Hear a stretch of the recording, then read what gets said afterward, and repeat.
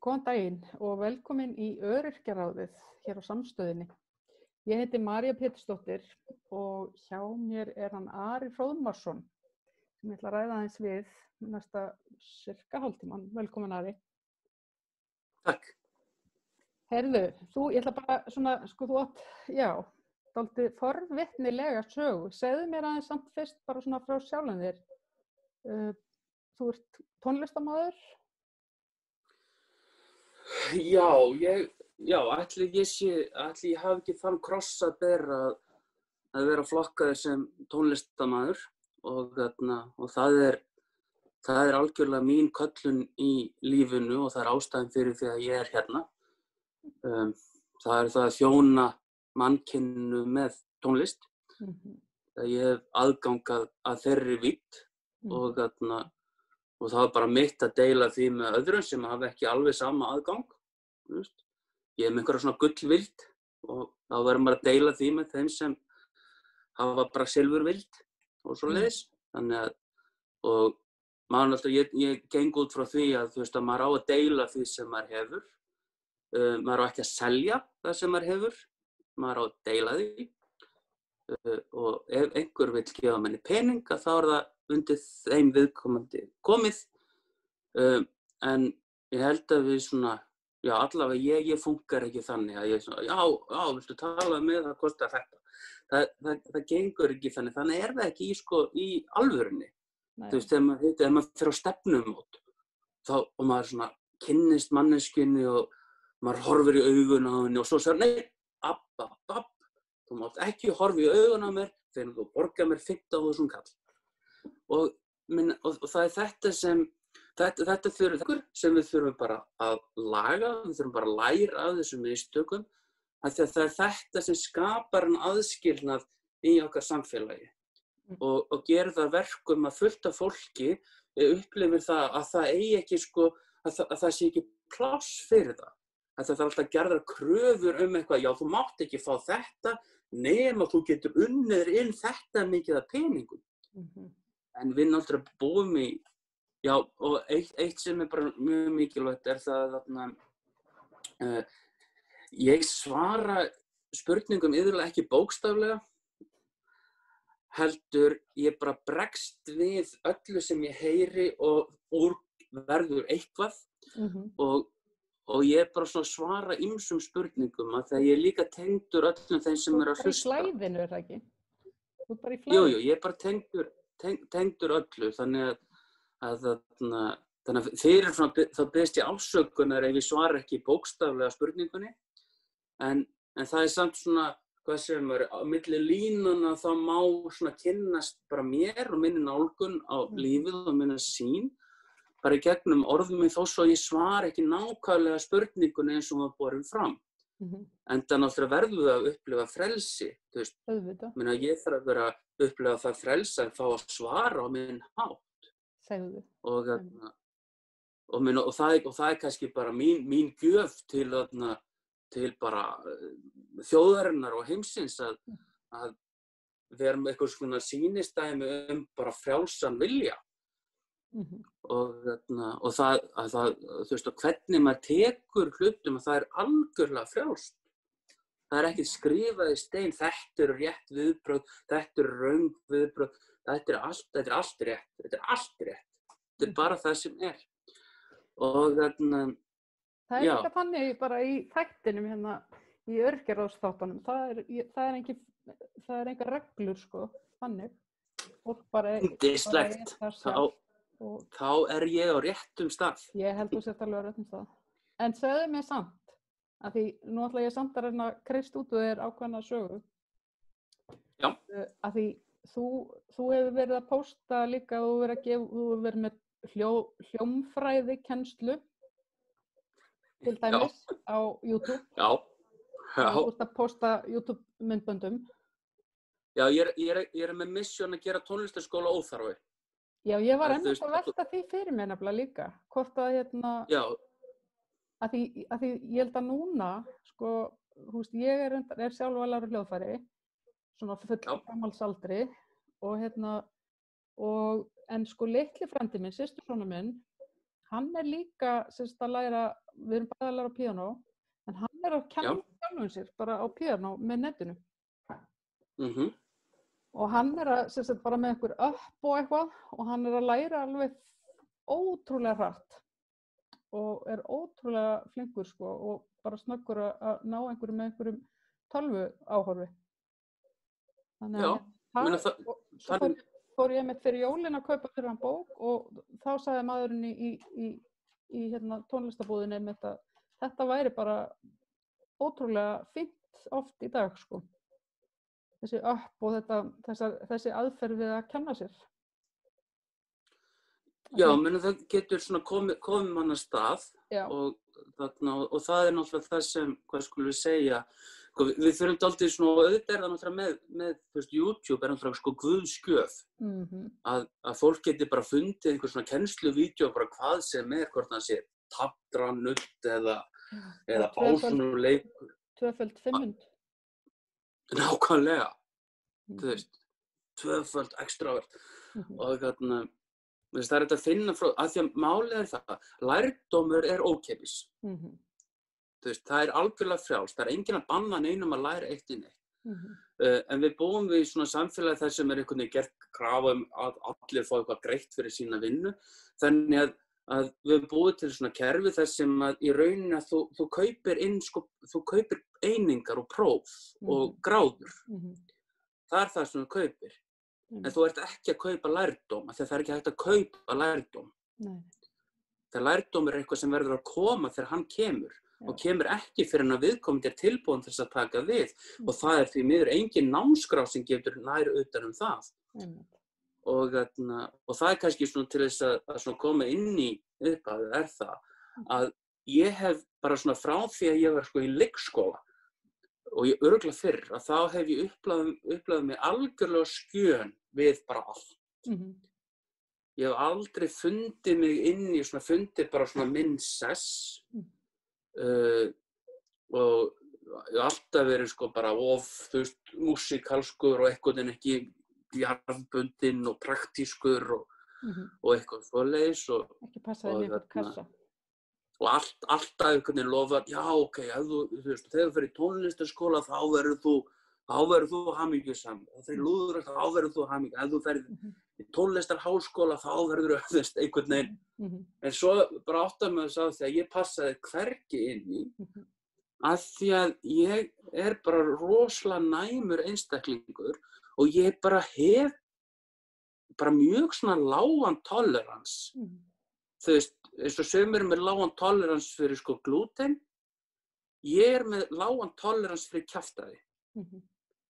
Og ég með rosalega lágan tolerans fyrir því þegar eitthvað gert að einhverju sem það ekki. Og þegar það fær ekki að vera það sem það Og þegar tónlistin fær ekki bara að vera frjáls, af hverju þarf hann að vera háð einhverjum skilyrðum, einhverjum tökstum og kjörum og guðum og þetta hvað, og verður til þess að fólk sem vil tileinka sér tónlistinni, að það fer inn í þannig kerfi þar sem það sinnir tónlistinni til þess að geta lifað. Og það bara meikar engan sens, af því að þá ertu ekki frjáls. Og já. Þannig að þetta er kannski fleiri bara frá örorku. Já, þá væri heimurinn viss frelsi í því. Viss frelsi í því. En ætti ekki tónlistafólk og listafólk bara almennt að vera á einhvers konar svona bara borgaralaunum, þannig að það bara geti verið bara í frjálsu eða flæði, þú veist. Og þyrfti ekki að vera rökk inn alltaf eitthvað eða reyna að harka. Ég held að í rauninni ætti að vera bara svona, fyrst mér það ætti bara allir að vera á borgaralaunum. Og eða þú veist, ef við nota þannig kerfi, en bara allir ætti að vera frjálsir til þess að sinna sinni köllun.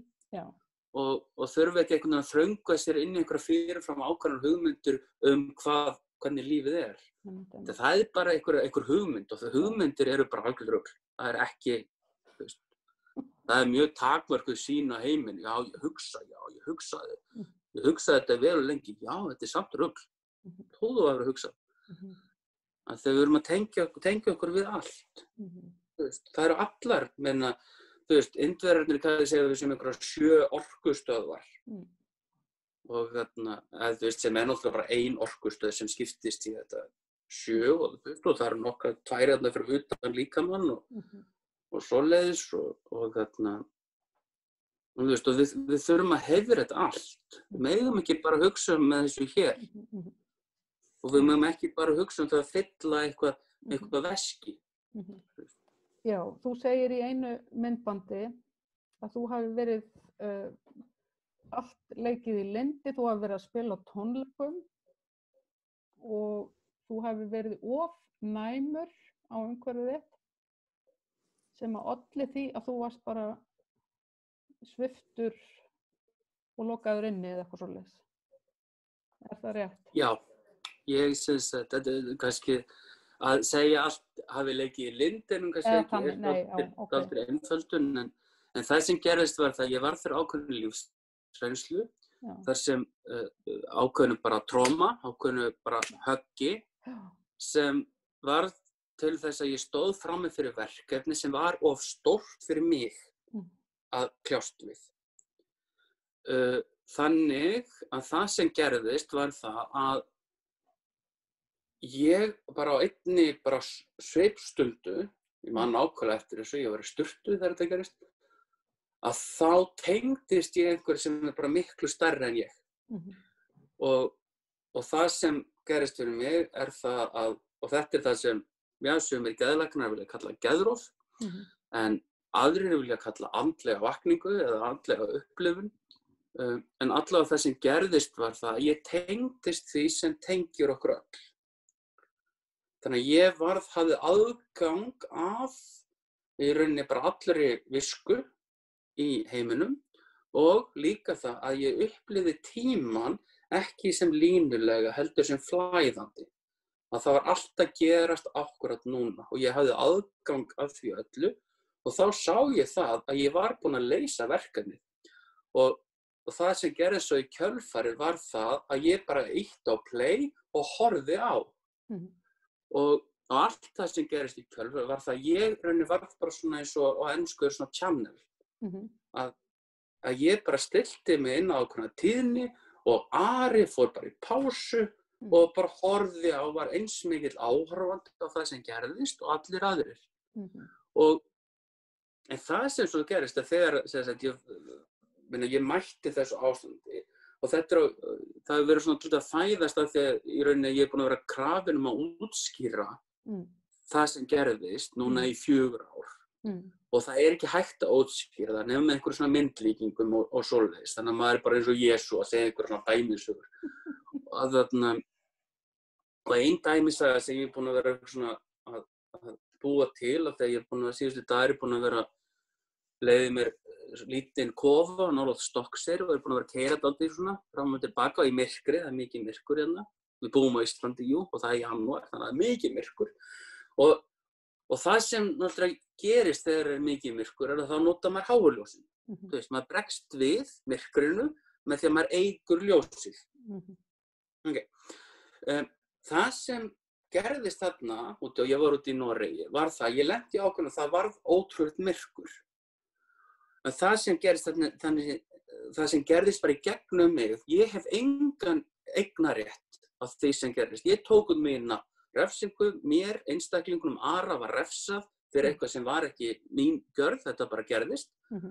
Og það sem sagt gerðist var það að ég mætti þessu ástandi með því að verða bara ein massív háuljós, nema það, ég hafði aldrei lent í þessu áður, þannig að sjálfsögðu átti ég dálítið erfitt með það að finna takkan hvernig ég ætti að slökkva á háljósunum. Hvernig ég ætti að dempa birtuna sem var frá mér og barst frá mér og ég var á tímapunkti, þá var ég bara ljós, ég var bara þar.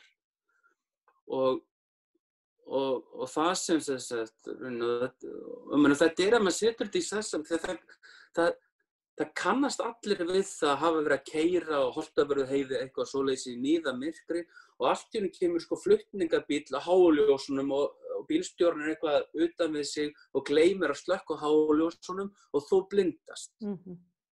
og þegar þú blindast, að þá missuru í andartak stjórn á bifreiðinni. Og það er fullkomlega skiljulegt að skilja það allir. En þarna lenti ég einhverju sem var bara fyrir ofan skilning kollsins á vissum einstaklingum og þeir reyndu með kollinum að skilja það sem var rauninu óskiljanlegt og óútskýranlegt. Og það sem rauninu bara gerðist var það að í stað þess að það væri borin virðing fyrir því að ég hefði lent þarna í því að blindast af einhverju ljósi og mér lærti bara svona að lifa með því og melta það að þá var ég bara skammaður fyrir það að hafa blindast af þessu ljósi, lokaður inni og sagt, þú ert veikur, þú þarft að fara á lyf. Ég sagði alltaf bara, nei, það meikar ekki alveg sens að þegar ég fór inn í þetta ástand án lyfja, af hverju þarf ég lyf til þess að fara út úr þessu? Og það var, nei, það er okkar reynsla, já, ykkar reynsla af hverju, þið hafið aldrei séð mig áður. Og þarna var það sem gerðist, sem bara algjörlega bara læknastéttinum á að eiga það, skuldlaust, að þarna í staðinn fyrir að líta á það fyrirbæri sem stóð þarna eða sat pollrólegt fyrir framan það, að þá fóru viðkomandi í einhverjar bækur og einhverjar reynslusögur, dæmisögur sem voru skrifar út frá mjög þröngri sýn á lífið.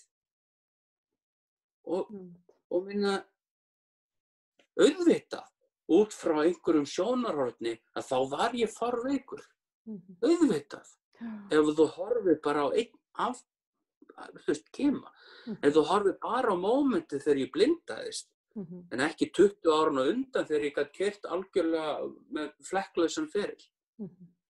Og þarna var einhvern veginn ákveðið það, þarna blindaðist ég á ljósi og þá var mér greinilega ekki treystandi, þannig að ég var bara sviptur ökuréttindum og þetta algjörlega, ég meina ég bara hlusta á sjálfum mig tala, ég ekki að segja neitt, þetta bara verið að segja þetta gegnum mig. Og það er líka mikilvægt að fólk áttu þess að ég ekki að segja neitt, það enginn að tala, það bara verið að tala og það bara verið að nota þennan líkama og þetta tól og tæki hér til þess að segja það sem þarf að segja. Það er bara flæði í gangi. Já, menn það er bara það sem er, bara hlutir eru bara að gerast, hlutir eru bara sagðir, skiptir ekki máli hver segir hvað, það er algjörlega, það er bara einhver tálsýn, þetta eru ekkert, bara hlutir eru sagðir og þeir eru svo túlkaðir mismunandi hátt eftir því hvert sjónarhornið er, þannig að ég upplifði það, ég fekk að upplifa það að það kom til mín maður sem sagði við mig, þú ert sendur af Guði. Að því að ég bjargaði þessum viðkomandi manni frá líkamsárás. Ég stoppaði, steig inn og bjargaði honum frá barsmíðum. Þannig að ég fekk að heyra það, þú ert sendur frá Guði. Og ég sagði svona, ég er nú ekki alveg viss um það, ég er ekki viss um að ég trú á Guð, en ég skal alveg sætta mig við það til að láta þér líða betur. En svo í sama ástandi, að þá er einhver annar sem sér það að ég er einhvern veginn út fyrir einhvers konar norm, einhvers konar hugmynd hvað er eðlilegt, hvað er ásættanlegt og þá bara litið á það að ég verða veikur. Ég hlyti að vera veikur, ég var fyrir utan normið. Það var ekki kannski, en með öðrum augum eins og til dæmis að kom til mín prestur og hann sagði bara, þú ert svo heilbrigður. Málið var bara það að ég var of heilbrigður og það gengur ekki upp. Nei. Þá þarf að jafna og það var gert með þegar ég var settur á lyf og þessi, hvað skulum við segja, ójafna þegar ég reis upp, af því að það sem rís upp, það verður að koma niður, af því að heimurinn leitast í jafnvægi, yin og yang og allt það, þegar ég reis upp náttúrulega og ég var togaður niður á gervilegan hátt, það var mannanna verk, og mér var haldið niður í 4 ár. En núna er ég laus úr þeim fjötrum, lyfja og þekkingarleysis og fordóma vissra stéttar og og nú ég frjáls og heimurinn leitast að einhvers konar jafnvægi, þannig ég rís upp þar til að einhver annar segir, nei, ég ekki hrifinn af þessu, þú aðeins svo geislandi og aðeins rísdómig og aðeins svo frjáls, þannig að við skulum setja þig inn í svona einhvers konar box sem svona þægilegt, þannig að þú sért ekki fyrir og þú mátt bara vera það. En segðu mér hana, því að svo að því þú segir, þú varst bara í fangelsi í 4 ár. Að því, ég sá nefnilega myndband, einmitt, var búin að sjá annað myndband með þér einmitt á YouTube, þar sem að þú einmitt átt mjög erfitt með að bara tala. Já. Þú högtir talandinn, já. Hvað var þá að gerast? Ég skal bara útskýra hvað var að gerast. Nú mega nördarnir kikka inn í. Þetta fyrir kollinn, sko. Og samt flæði, tengslum við allt, en samt með svona koncentreringu hér til þess að nú ég að þóknast og mæta þess svona þekkingarleit fólks og til þess að ná utanum svona akademískan hátt. Það sem gerðist var það. Ég var komin í ástand þar sem ég var rosalega næmur og tók rosalega mikið inn. Afleiðing af því að ég tók svo rosalega mikið inn og vissi nákvæmlega bara allt og gat talað við alla eins og ég þekkti þá, ekki ég þekkti alla, ég var allir, það var engin Ari, það var bara allir, bara einn, og ég bara, já, ok, og var bara að segja fólki eitthvað sem gerði fyrir 20 árum eða átti eftir að gera, svona, já, og síðan bara svona, já, þú var að gera þetta, það ekki? Og það var svona, nei, hann aldrei gerast það, og svo 3 dögum síðar, þá bara, herðu, hvernig veistur þetta? Þegar ég hafði bara aðgang að þessu, en það var sem sagt, það passar ekki alveg inn í að það sé einhver gaur sem bara veit allt og sé bara svona segja öllum einhver svona leyndarmál og toga upp og nei, kom, þú segir eitt en þú meinar annað og ég las bara alla eins og opna bók og það mjög óþægilegt að vera einhvern veginn að það sé bara einhver inni hjá þér og ég baði ekkert það og ég náttúrulega vissi ekkert hvað var í gangi, þannig að auðvitað baði ekkert leyfi, ég vissi ekkert hvað var að gerast. Þannig ég var algjör gerandi, sko, algjör gerandi, en fórnarlamb líka, mikið fórnarlamb, en gerandi, en fórnarlamb. Mikið gerandi, en samt rosalegt fórnarlamb á sama tíma. En málið var það að við vorum þannig, þegar við búum í þessum tvíhyggju heimi, þar sem við leyfum hlutum aldrei að vera, tvennt í einu. Þannig að sumir sá geranda, þú gerðir þetta, þú vildir þetta, þú gerðir þetta. Og aðri sá bara, wow, þvílíkur rússíbanni sem þú lentir í.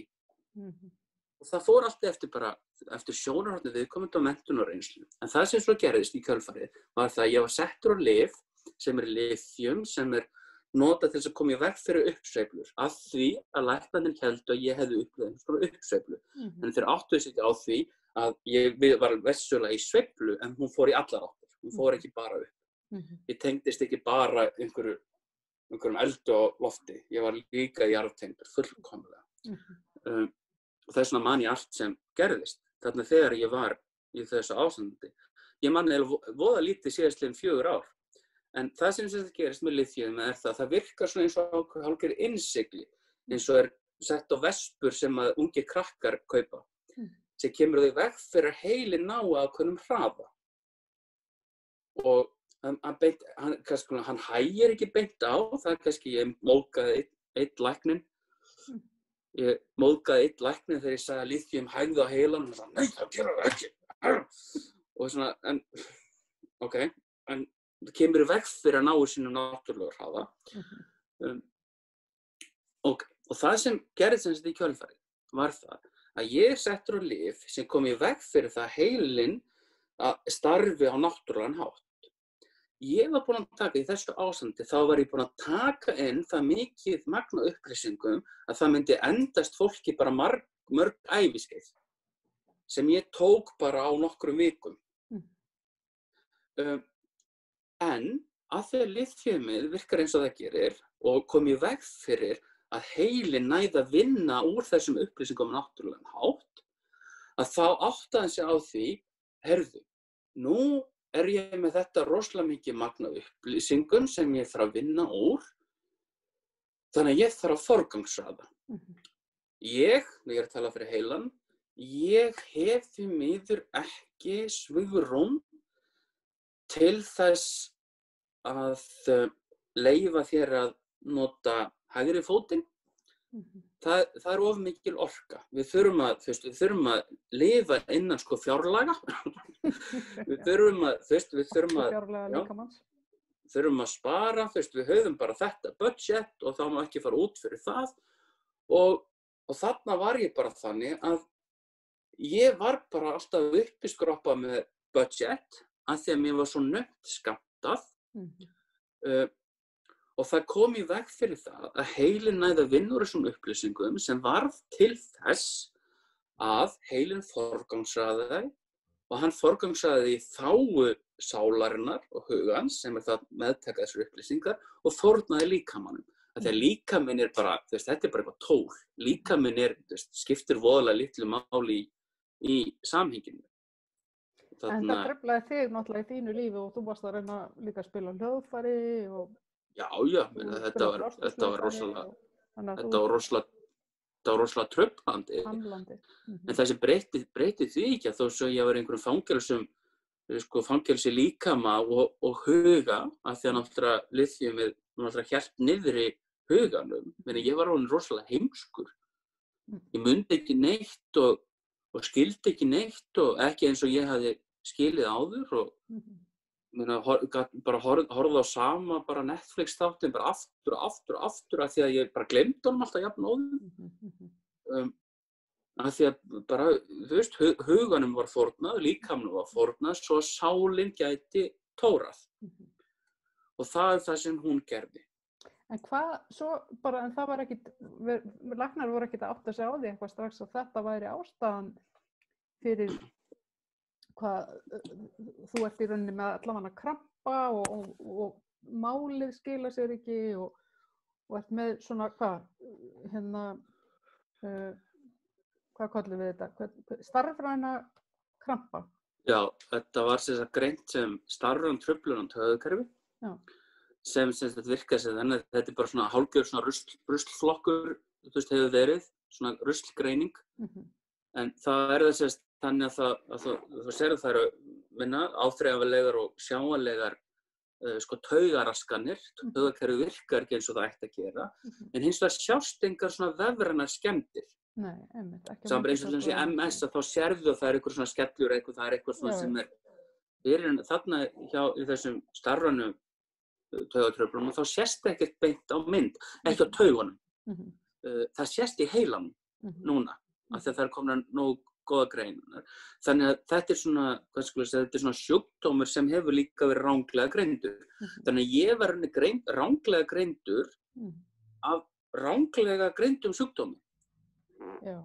Af því að þetta er semst í heilanum og það er fyrir að sjá það núna og með bara nýjustu svona heilaskönnum, það er bara verið að gerast á síðustu 2-3 árum, að tæknin er nægilega góð til þess að sjá það að það er munur, það er sjáanlega munur á heilanum á fólki sem er með starfrænar truflanir á taugakerfi, af því að þarna er sem sagt ákveðið álag á heilan sem er núna sjáanlegt, sem hefur þessar afleiðingar að það stoppar sendingar til taugakerfisins.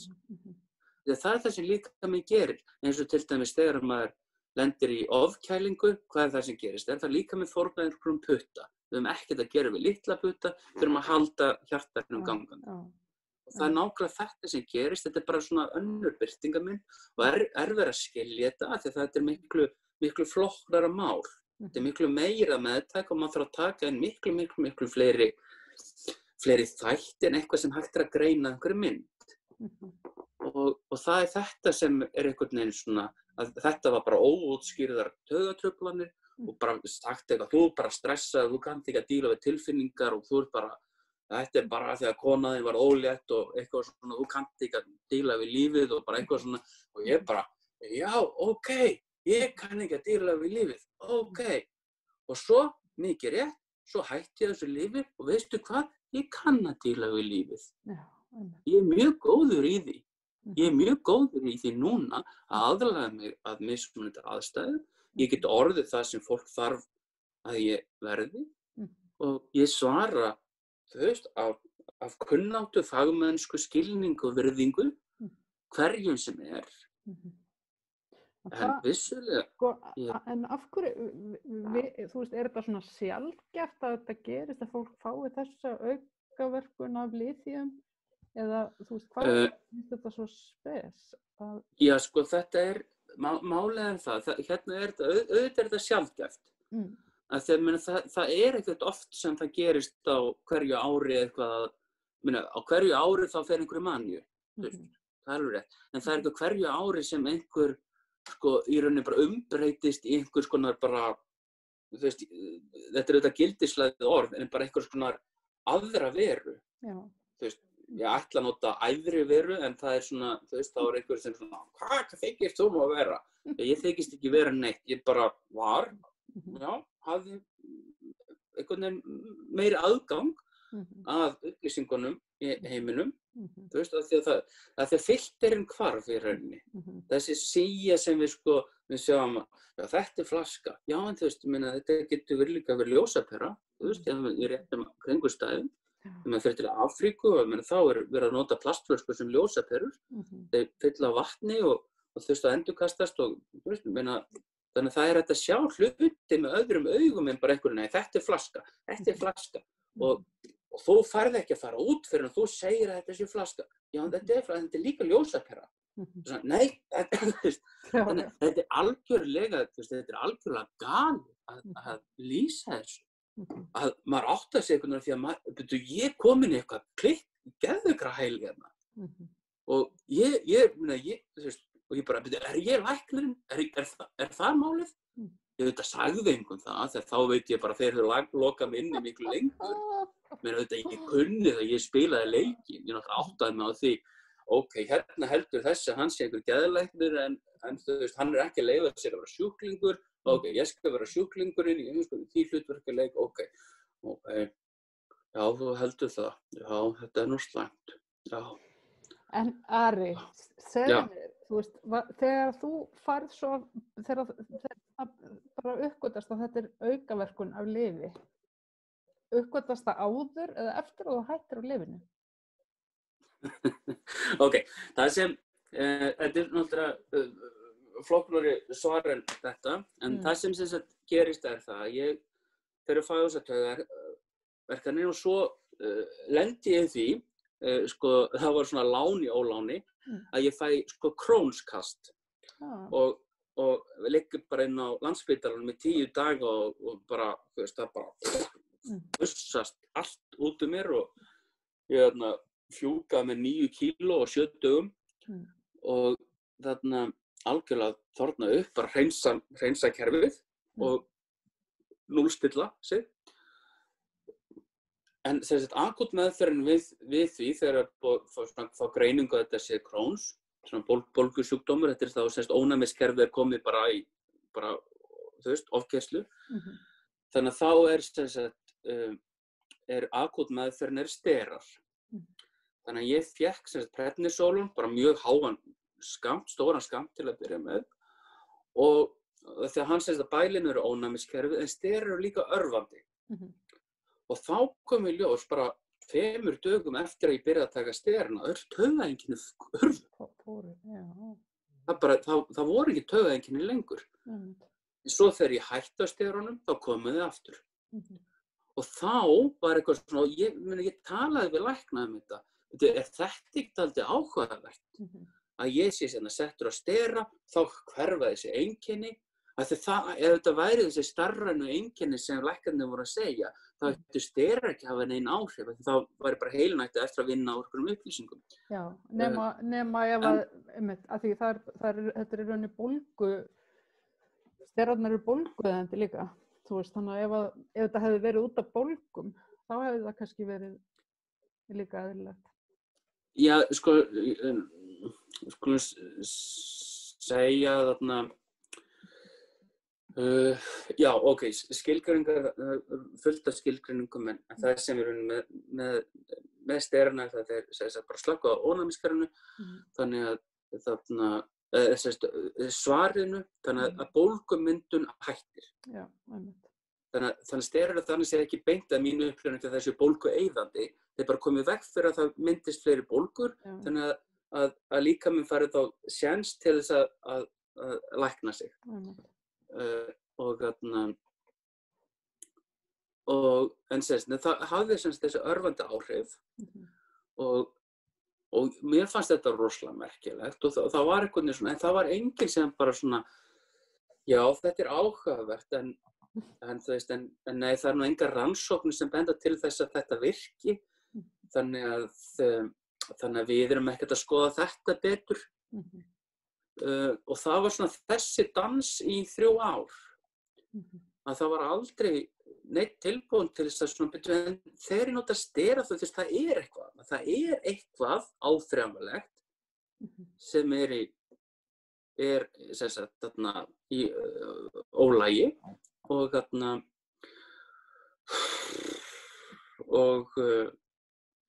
já, en svo er það sem sagt þannig að núna síðastliðið sem sagt vor og þá frétti ég af svona lyfi sem heitir modafinil og er sem sagt örvandi lyf fyrir heilann og hefur svona mjög hnitmiðaða virkni og ég, að því að sterarnir voru farnar að fara svo illa í mig og bara eins og sterarnir eru náttúrulega bara eitur og eru bara svona akút meðferð, þetta er ekki langtíma úrræði og ég bara og þú veist, og þetta var einhvern veginn bara líf mitt, það var bara hræðilegt, ég gat ekki gert neitt, ég var bara bundin í hjólastól, lamaður, þetta hvað, ég gat ekki sinnt dóttur minni, þú veist, misti allt, misti atvinnu, starf, þú veist, bara allt hvarf, allt svona efnislegt hvarf, og þannig ég fer til geðlæknis út í Brussel, þegar ég býð þarna út í Brussel hjá foreldrum mínum, að þegar ég get ekki búið einn, og ég fer svona aðgengara fyrir þessu lyfi og þá kemur alltaf svarið, þetta svona hefðbundna svar sem var svona vanur, við sjáum nú engar rannsóknir sem sýna fram á það að þetta myndi virka, þannig að það er ekki svona siðferðislega rétt að prófa þetta. Og það var bara svona, og ég spurði svona, ok, þannig að það er svona siðferðislega rétt að láta mig bara þjást lengur til þess að vernda ykkur út frá einhverju mögulegri lögsókn eða eitthvað svoleiðis.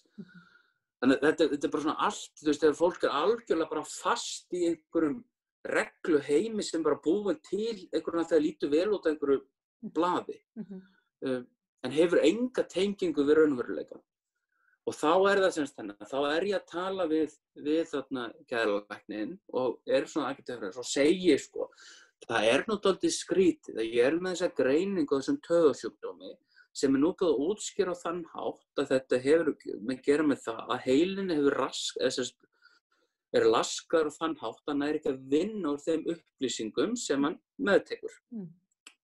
Þá er dálítið skrítið, á sama tíma er ég að taka inn lyf eða þungamálm eða saltlaust sem kemur í veg fyrir að heilinn vinni náttúrulega. Af því að málið var það ástand sem ég fór í er fullkomlega eðlilegt og rökrétt ástand við óeðlilegum og órökréttum aðstæðum. Það sem hugarafl er alltaf að predika. En málið var það var aldrei litið til þess í hvaða aðstæðum ég var. Það var bara horft að einhver einkenni og það kemur einhver gasela í formi geðlæknis öskrandi á mig, þú ert þú átt að leggjast inn, á meðan sat ég þar eins og ég sit hér á móti þér með báða fætur á jörðinni og hlustaði á þetta rugl. Og málið er það, ég minna ekki, þú veist, það var allt tekið í burt frá mér. Það var allt áþreifanlega tekið í burtu, þú veist, mannvirðing, þú veist, allt. Það var allt tekið í burtu nema sálin hún sem betur fer ekki áþreifanleg á þessum heimi og líka vonin það og líka bara svo staðfesting sem ég var búin að vita af mér að þegar ég notaði þessi 4 ár meðan ég var í fangelsi, þá notaði ég til þess að viða mér þekkingu til þess að reyna að skilja hvað kom fyrir mig. Af því að það hjálpaði mér enginn til þess að skilja það sem kom fyrir mig. Það mættu allir þessu af ótta og höfnun. Þetta er veikindi, þú ert veikur, þú þarft að leggjast inn, þér er ekki treystandi og svoleiðis. Þannig að mér var ekki hjálpað að skilja og pældi því hvernig það er fyrir mig. Þú hefur séð þessi vídeó mín, þú hefur séð það hvernig ég er. Ég leita skilningi, ég leita sannleikanum, ég leita tengingu við það sem er. Og svo mætir mér algjör skortur á skilningi, algjör skortur á virðingu og bara einhvers konar blind trú á einhvern bókstaf í einhverju geðlæknaríti sem er skrifað af lyfjaframleiðendum Bandaríkjunum. Þetta meikar ekki sens.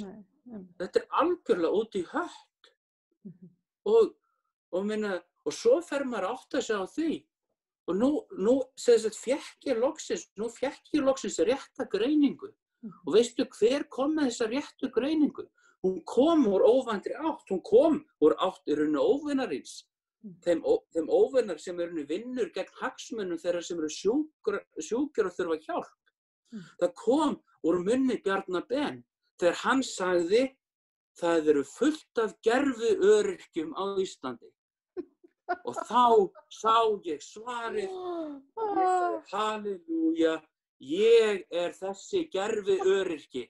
Af því að ég var í lagi,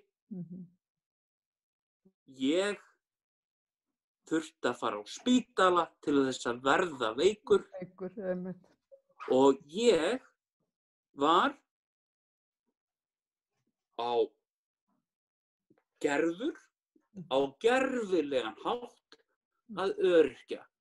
Þannig að Bjarni Ben, þú hafðir rétt fyrir þér, gerviöryrkjar eru til, þeir bara líta ekki út eins og þú heldur. Og hana nú og hlustaðu og reynda að skilja og reynda að tengja við það sem er að gerast í kringum þig. Og ég veit að þú ert ekki að hlusta, en mér er drullu saman það hvað þú hlustar eða hlustar ekki á, af því að ég er frjáls frá þínum skoðunum.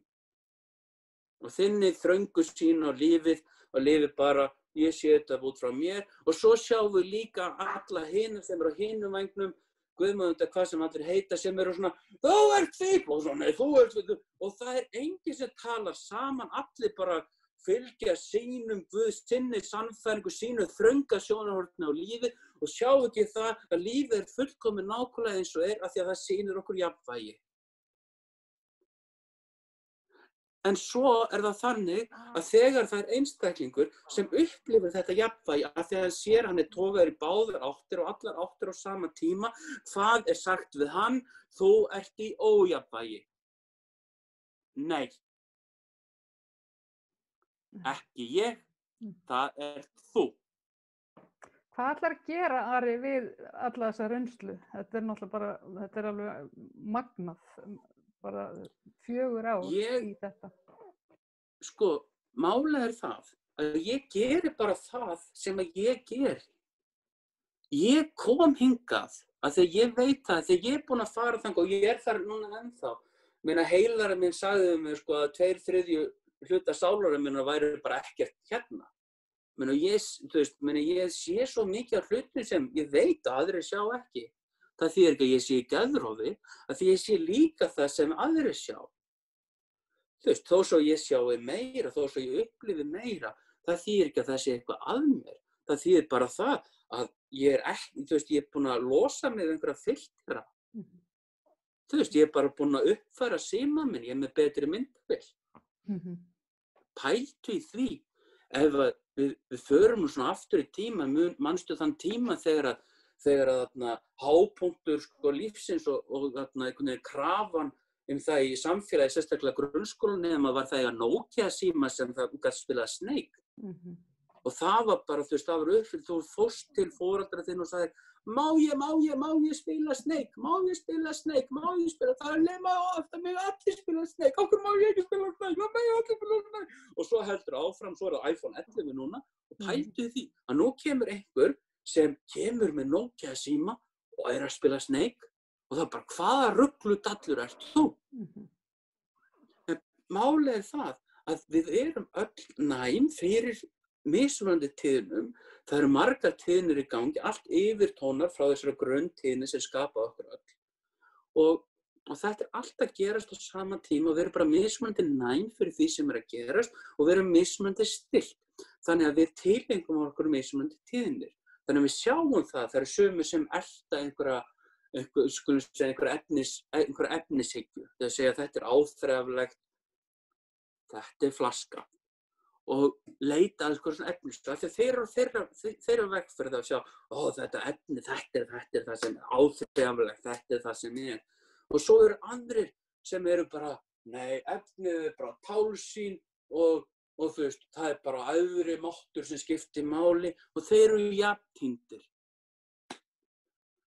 Af því að við erum hérna til þess að sameinast, til þess að átta okkur á því að þetta er allt það sama hvernig sem birtingarmyndin er og að við áttum okkur á því að við verðum að þróast frá þessum aðskilnaði þar sem að þú ert kennari, þú ert nemandi, þú ert bankastjóri, þú ert gjaldkeri og áttum okkur á því að við erum öll að gera það sama en förum bara í mismunandi hlutverk eftir því sem á við hverju sinni. Þannig að við erum í þessu flæði þar sem við bæði tökum inn og gefum frá okkur á sama tíma og það er það sem gerist náttúrulega. Hvað heldur að Búdda hefur gert í þessari stöðu hérna? Þú veist, þegar hann tekur við heilandi mætti alheimsins og heilar alheiminn á sama tíma. Að því við áttum okkur á því að við erum að skapa það sem við sjáum. Það eru við sem sköpum veruleikann sem við sjáum. Það er okkar reynsla, okkar menntun, við sjáum það út í Bandaríkjunum til dæmis. Við sjáum það svo bersýnilega að fólk er ekki á sömu tíðni. Þú veist, við sjáum það þeir sem horfa bara á Fox, þarna fréttastöðina, þeir sjá heiminn með allt öðrum augum en þeir sem horfa á CNN. Og svo er það þannig að þeir geta ekki eins og talað saman, af því að sýn þeirra á heiminn er svo mismunandi. Og þetta sjáum við líka með trúarbrögðum og hvað sem er. Og við erum komið því miður á þann hátt að fólk er hætt að tala saman, fólk er hætt að segja bara, nei, ég ætla að standa á mínu og það var það sem ég lenti hjá geðlæknunum og öðrum.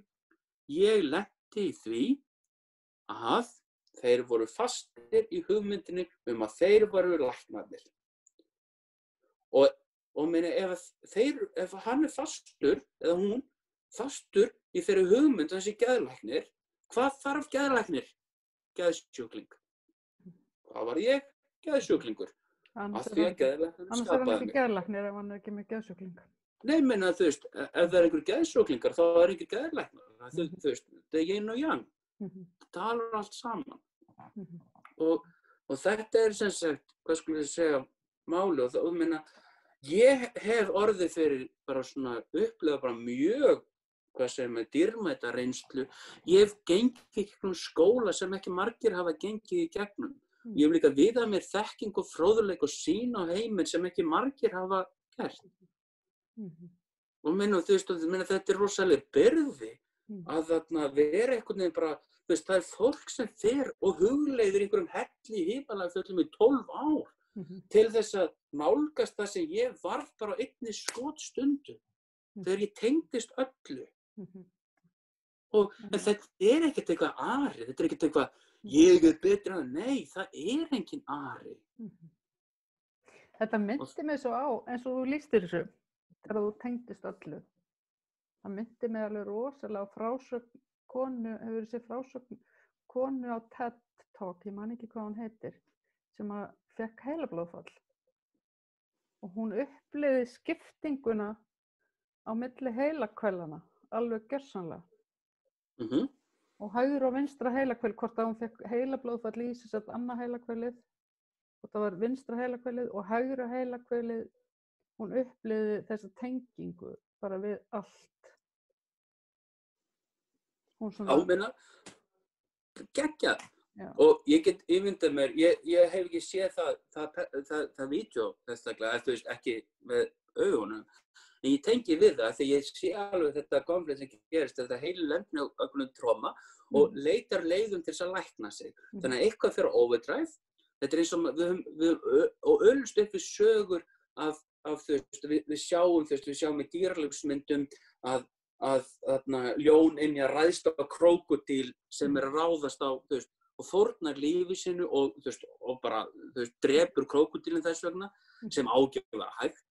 Og þú veist, við erum mæður sem geta lyft upp bílum af börnum sínum. Þú veist, það eru fullt af dæmum fólk sem bara mætir þeim aðstæðum sem það er í og það skilur það enginn, en málið er það við leyfum sumt, en svo leyfum við ekki annað. Og málið var það að því sem ég lendi í persónulega og að því að þetta var bara svo kröftugt.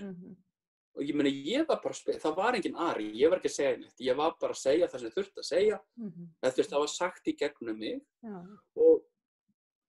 og meina, fyrir það var Ari refsa, en þú veist, meina, skiptir engum máli, meina, Ari bara hugmyndum eitthvað. Já, herðu, en nú bara, við erum eiginlega 2 þættir í staðinn fyrir 1 hérna. Yndislegt. Já, en það búið að vera frábært að spjalla við þig, Ari, og hérna... Ekki að spila smá. Sláðu botnin í þetta með smá tónum. Já, það kom með skemmtilega mótsögn. Ég ætla ekki að segja hvað þetta heitir, það er sumir sem muni þekki þetta, en málið er það að laglínan er mjög extrovert, mjög svona rísandi, en textin er frekar niðurdrepandi. Þannig að ég ætla ekki að koma með texta, þannig að bara extrovert, þannig að fólk verður svona að sjá bara eina hlið. Af því að það er það sem fólk sjá bara eina hlið. Koma, það eru fleiri hliðar.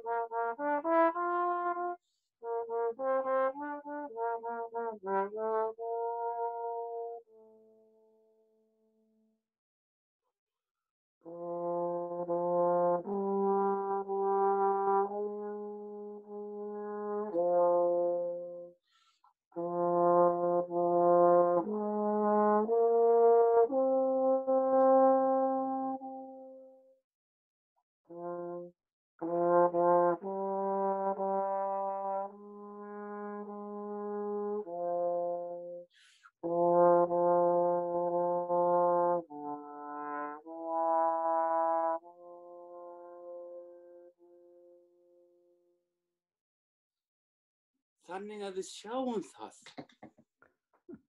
Ef að einhver kýs að túlka orðum mín á þann hátt að ég sé bara stórhættulegur og kolruglaður, að þá er það bara heimurinn að sýna þeim hvar þeir eru ekki. Af því að ég bara ég er frjáls til þess að vera og aðrir eru frjálsir til þess að hafa sínar skoðanir, en það breytir því ekki að ég er tengdur mér og ég bara er. Takk fyrir komuna í Öryrkjaráðið, Ari. Mín var ánægja. Takk fyrir að hlusta.